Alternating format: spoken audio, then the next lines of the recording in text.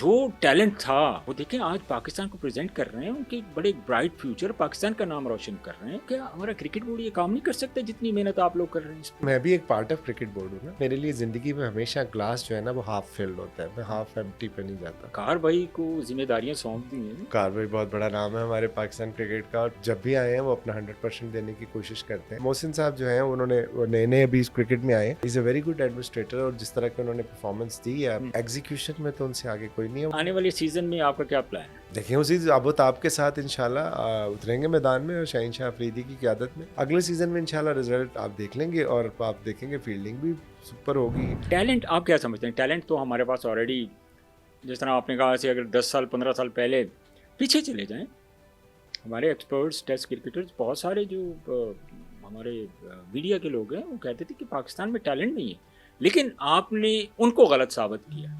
मैंने तो किसी क्या को गलत साबित नहीं, मैं किया। उसकी रीज़न बता रहा हूँ आपको भाई, कि आपने जिस लेवल पे, ग्रास रूट लेवल पे जिस तरह आपने काम किया है, तो जो टैलेंट था वो देखें आज पाकिस्तान को प्रेजेंट कर रहे हैं, उनके बड़े ब्राइट फ्यूचर, पाकिस्तान का नाम रोशन कर रहे हैं, खेल रहे हैं। तो क्या हमारा क्रिकेट बोर्ड ये काम नहीं कर सकता जितनी मेहनत आप लोग कर रहे हैं इस पे? देखिए मैं भी एक पार्ट ऑफ क्रिकेट बोर्ड हूँ ना। मैं जो फ्रेंचाइज है जो मैंने पाकिस्तान क्रिकेट बोर्ड ही ओन करता है, मैं तो कस्टोडियन हूँ उसका। दूसरी बात यह है कि मेरे लिए ज़िंदगी में हमेशा ग्लास जो है ना वो हाफ फिल्ड होता है, मैं हाफ एम्प्टी पे नहीं जाता। सो मैं जो मेरे बस में होता है मैं वो करता हूँ, बाकी जो कोई जिनका काम है वो जाने, उनका काम जाने। जी। ना मैं उनको, मेरे पास वो करेंसी है कि मैं उनसे पूछ सकूँ, ना मेरे पास वो पोजीशन है कि मैं उन्हें डायरेक्ट कर सकूँ। मैं तो अपनी एक पैशन की आपसे बात कर रहा था कि पाकिस्तानी यूथ को एम्पावर करने के लिए मैंने ये लाहौर कलंदर्स की फ्रेंचाइज ली थी, और उसके बाद प्लेयर डेवलपमेंट प्रोग्राम इसलिए शुरू किया था कि 30 डेज़ में यूथ एम्पावर नहीं होगी, टाइम टिकटें दे के टाइम यूथ लगेगा। एम्पावर नहीं होगी, टिकटें आप देखने आएंगे। जो प्रॉमिसिंग प्लेयर है उस बेचारे के पास तो ना ताल्लुक होगा ना पैसे होंगे कि वो ग्राउंड में आके मैच देख सके। प्लेटफॉर्म चाहिए उनको। मैं वही आपको कह रहा हूँ ना कि ग्राउंड में मैच देखने से वो प्लेयर नहीं बनेंगे, ग्राउंड से बाहर उनको फैसिलिटेट करने से, उनको एवेन्यू प्रोवाइड करने से वो प्लेयर बनेंगे। सो वो अल्लाह ताला ने लाख लाख शुक्र है कि जो हमने जो क्लेम किया था वो अल्लाह ताला ने उसमें सुरखरू किया, और लोगों ने बहुत ज़्यादा प्यार दिया। तो कहने का मकसद ये है कि अगर मैं भी कर रहा हूँ तो मैं भी जो है पाकिस्तान क्रिकेट टीम का एक हिस्सा हूँ ना। मैं कौन सा बांग्लादेश की फ्रेंचाइज लेकर तो पाकिस्तान में काम कर रहा हूँ। नहीं, आपने देखें क्रिकेट की जिस तरह आप लोगों ने काम किया है, मैं पहले बारहा ये मैं बात कर चुका हूँ कि जिस तरह आप लोगों ने क्रिकेट के लिए काम किया है, अगर हमारे बाकी जो फ्रेंचाइज ऑनर्स हैं, he is also the part of Pakistan cricket board, कि वो पीएसएल के, जो पीएसएल ज़ाहिर है दुनिया के बड़े ब्रांड्स में से आता है उनका, तो अगर वो भी काम करें तो हमारी क्रिकेट और कितनी बेहतर हो सकती है।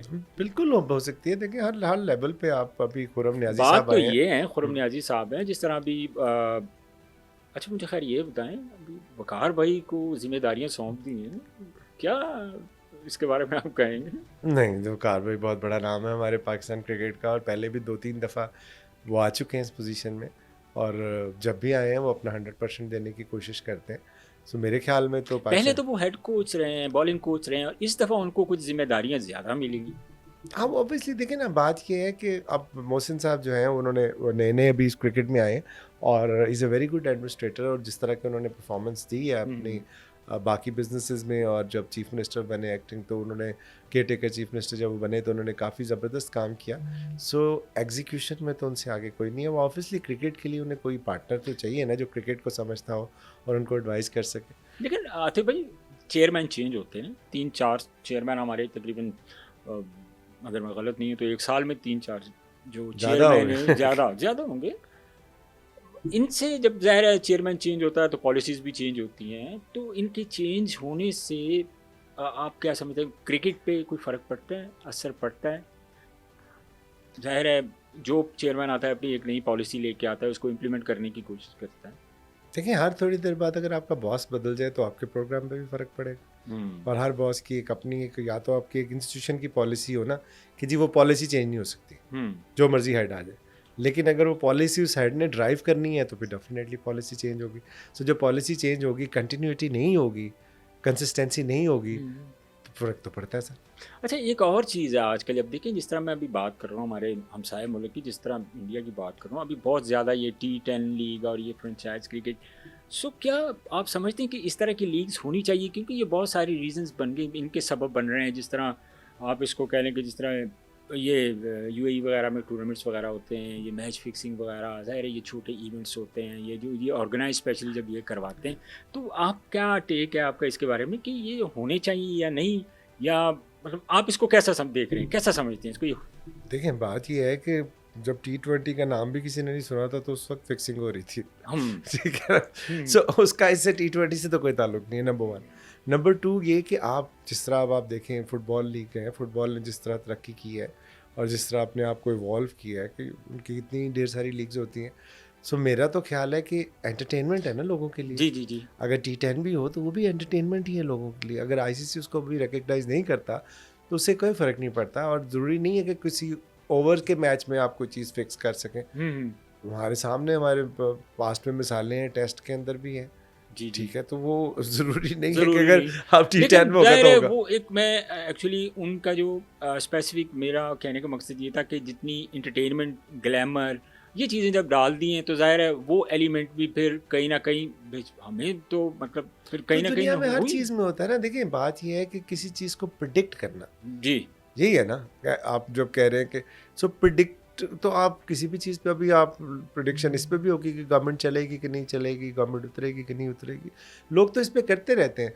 अब आपके सिस्टम अपने होने चाहिए ना कि अगर कोई गलत का आप गाड़ी चला सड़क पे जाते हैं तो जी, उसके जी। कुछ रूल्स है ना। एग्जैक्टली, आप उन रूल्स को वायलेट करते हैं, आपका चालान हो जाता है। बिल्कुल सो ऐसे। आप ये तो नहीं कह सकते कि यार आप नहीं, यार चूंकि ये रूल वायलेट होगा तो ये गाड़ी ना चलाए, ये आज भी वो घोड़े पे चला जाए उधर, हाँ, तो बिल्कुल नहीं हो ऐसे ही। सकता ना। अब चेंज होता है, चेंज वक्त होता रहता है ना, वक्त और फिर चेंज होता आप है। उसके लिए और ज़्यादा रूल अपनी टाइटनिंग करते हैं और ज़्यादा आप उसकी जो है वो उसको पेनलाइज करते हैं ताकि लोग इस तरफ आने से बाज रहें। बाकी ये तो आप किसी को रोक थोड़ी सकते हैं। इस तरह हमारे एक ज़माने में हमारे वहाँ बसंत मेला होता था, कितना ज़बरदस्त एक फेस्टिवल बड़ी से create रौनक होता था। होती थी, लेकिन एक वो फेस्टिवल। बाद में वो जो डोर थी उसमें लोगों ने वो लगाने, शीशे लगाने शुरू कर दिए, वो लोग बहुत गंदने खतरनाक। करने लग गए। जी जी। सो हम बजाय इसके कि उसके अंदर रिफॉर्म्स लेके आते हैं, उसके अंदर हमने वो बंद कर दी। सो एक एंटरटेनमेंट के लोगों को जो 15 दिन अब तो 20 दिन की एंटरटेनमेंट रही सिर्फ क्रिकेट गई है। यही आपसे अर्ज कर रहा हूँ। सो अब अगर कोई अगर गलत काम करता है तो उसकी सजा उसको क्यों मिले जो ठीक कर रहा है। बिल्कुल गलत करने वाले को मिलनी चाहिए ना। अगर आप सीधी गाड़ी चला रहे हैं और दूसरा जिगजैग जा रहा है तो आपका भी चलान हो जाए साथ कि वो जिगजैग चला रहा है। तो वो चला हो रहा है, चलाना भी मेरा कर Exactly, दिया। exactly. अच्छा आतिफ भाई, आखिर में मुझे ये बताएं, अगले सीज़न में क्या प्रिपरेशन आप कर रहे हैं? ये जिस तरह इस सीज़न में हमने देखा कि जो फैन है वो थोड़े नाराज़ भी हैं आपसे, आपकी परफॉर्मेंस की नाराज से ज़्यादा वो डिसहार्ट है, डिसहार्ट है। वो हम तो फील आने वाले सीज़न में आपका क्या प्लान है? देखिए उसी अबुताब के साथ इंशाल्लाह उतरेंगे मैदान में और शाहीन शाह अफरीदी की क़यादत में।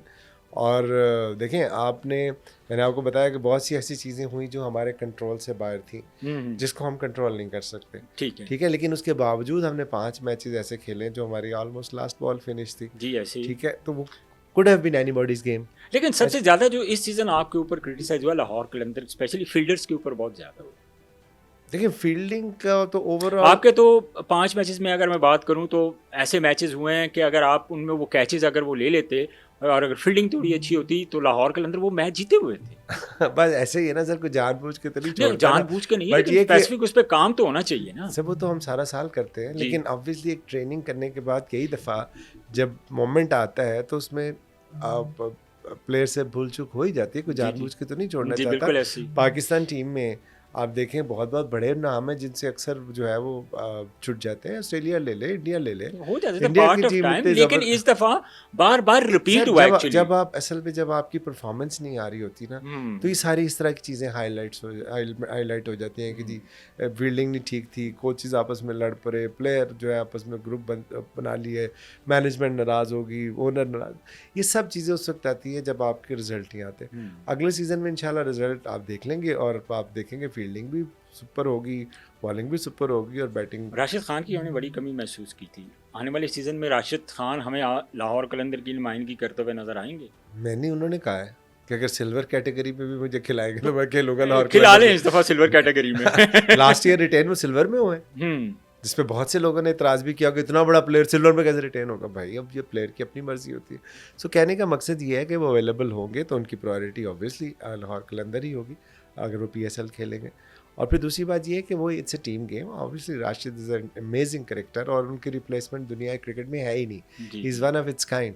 सो उनका रिप्लेसमेंट तो मिलना मुश्किल है, लेकिन बाकी इसलिए हमारे जो बाकी प्लेयर्स हैं वो भी ऑब्वियसली अगर फ़खर फार्म में होंगे, हारिस फार्म में होंगे, शाहीन फार्म में होंगे, नुमान होगी, तो सारे वो नाम हैं जो कि मैच विनर्स आपके हैं। कहने का मतलब है हम तवक्को करें कि इस दफ़ा लाहौर कलंदर एज ए विनर फिनिश करेगी PSL। क्यों नहीं सर, मुझे बता हमारी दें, बड़ी टेल ख्वाहिश मी होती वन है गुड रीज़न। ये भाई आपकी तो ख्वाहिश है, मेरी सारी मेहनत है, पिछले 8 साल की मेहनत है और सारा साल मेहनत करता हूँ।